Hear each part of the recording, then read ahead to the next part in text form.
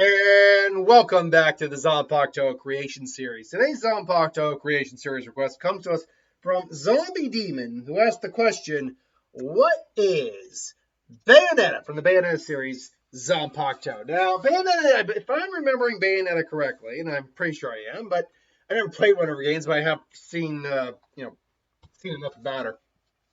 She is the daughter of a aluminum.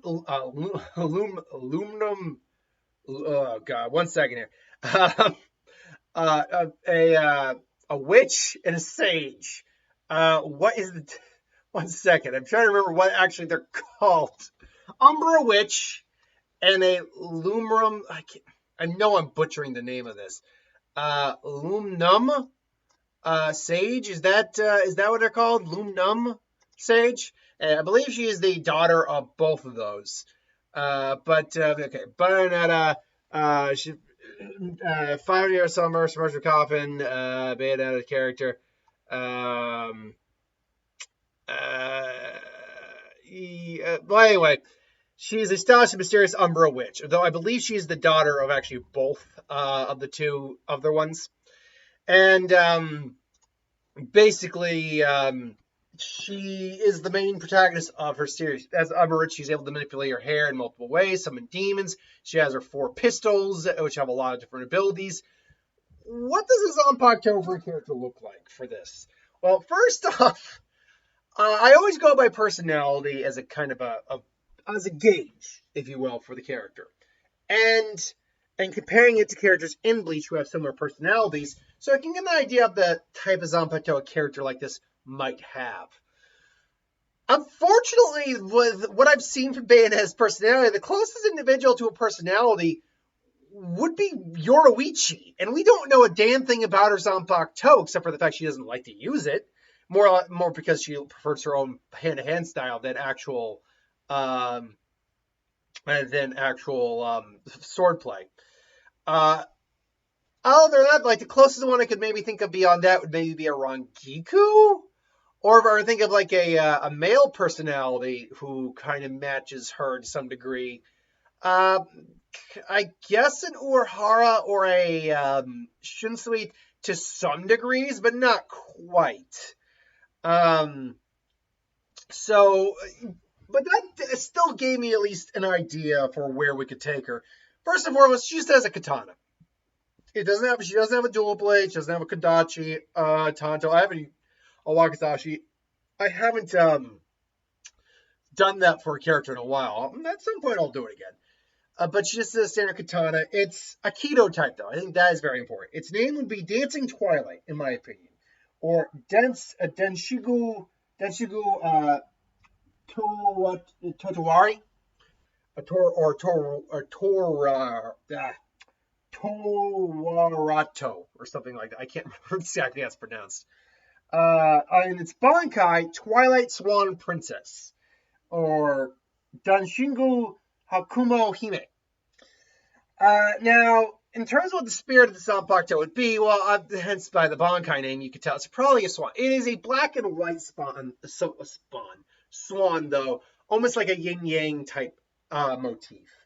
Its form the sword takes is actually one of the few dual type Zanpakuto. Again, I pulled that from essentially being the child of a Lumnum, a sage, and a Umbra witch. Therefore, duality. And they're 2 hook blades. Like, if you've ever seen Avatar The Last Airbender, Lee uses 2 hook blades. Technically, Sogyo no wa Kotowari is designed somewhat off of a hook blade, but it's also different. These would be 2 actual hook blades, although one is near pitch black, but metallic still looking, and that is almost like a moon-esque symbol on it, while the other is near translucent, still metallic, but translucent, with like a sun symbol on there. What this sword would do, or these swords do, is manipulate light. Now, I've done a couple light manipulation Zanpakuto already on this series, but we can have repeat abilities without it being carbon copies, because we see repeat abilities all the time in Bleach that are not just carbon copies of other people's abilities. Case in point would be um, Eurukia manipulating cold/ice versus the ice-water type Hyorin Maru, or Hinamori firing out fireballs versus Ryujin Jika, which is pure hell incarnate. So we've seen repeat abilities in some sense. But light manipulation, and so I've done light manipulation, but more in terms of light constructs. What this would actually be is more or less being able to fire off beams of light. I think that as an attack, that would be like a basic ability of this. But more importantly, I think what this what the Zanpakuto could do is actually rob light with the black one. Black is the technically it's the absence of the color. And we know from science that that black holes literally can just suck in light itself. What I see this being is kind of like Sohyuana Kotowari, where it's basically kind of stopping and resending attacks back, but instead it can literally steal light from either just the environment, darkening it, or it can actually steal light from an attack. Think Ichigo's Getsuga Tensho. Attack obviously generates light and is extremely powerful. Remember, light in and of itself is created. It is energy in its own right. So if you're robbing light, you're robbing energy.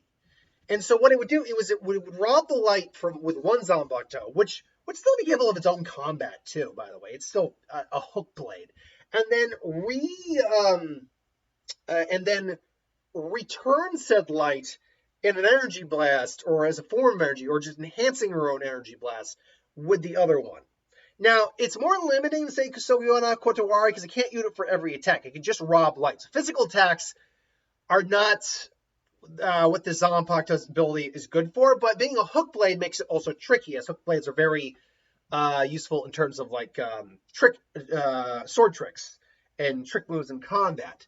There is also the idea that if you were to, say, turn the two hooks together and create like the circle in the middle of the two hooks, you could basically fire off a concentrated beam of light that could just like burn right through something. Furthermore, I could see advanced training with this, maybe using some other light-based abilities, maybe actually creating like a giant light hook, or maybe just hooking and stealing light from something as you hook into it, not just like hitting something. Hence the idea of a hook blade. Now, the Bankai of this, I like the idea of the way the Bankai works, because we've seen that some Bankais generally you probably don't need to, but some characters do like a pose or something in order to activate their Bankais. Byakuya drops his blade. Tozen basically used the circle? What was that? It was a circle, but what exactly was it? The little ornament on his sword to basically activate the wide rings of Suzumaibachi and Makarogi. I'm trying to think of a couple other ones where an actual pose or something is used to enhance the effect of the Bankai's activation. Ichigo always like thrusted his sword out for Bankai. Mayuri needs to be a couple steps away from his Bankai to do it. But what I would see here is like she basically again does the take two hooks and make a little circle in the middle thing. But then yells Bankai, the blades turn into the giant lens, which is basically think a giant super focused death ray for the ants that are your opponent. And basically it just reflects,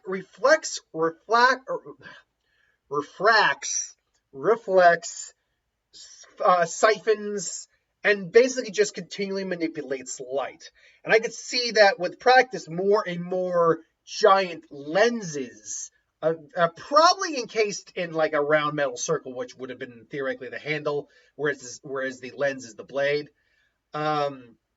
More and more appear with practice. She could maybe even do like a Zenbon Zakura thing where she separates them into very small minor lenses that also have concentrated power and basically just tear an opponent to shreds with pure, unadulterated, concentrated beams of heat, energy, and light. Now, this Shikai Zanpakuto it's only so good against certain opponents. If your opponent doesn't have an ability that generates light, for example, then there's really no saving you in a straight-on fight unless you just are a superior swordsman. Add on to the fact that if it's just melee combat, it's then you're not you'll be able to use this ability at all. You just got to rely on the sword, which again, the hook sword is kind of tricky to use, but it's also tricky to fight against. So tit for tat there. The Bankai, though, I could see the big issue with the Bankai being that while the lens's durability would be enhanced by Ryatsu, it would still be a lens. It could still be cracked and broken. Now, the Bankai could maybe have like a Zabimaru final ability where the shattered remains of the lens could come back together, reform, as long as her Ryatsu holds it together. But it could certainly weaken the Zanpakuto's effect, to be sure.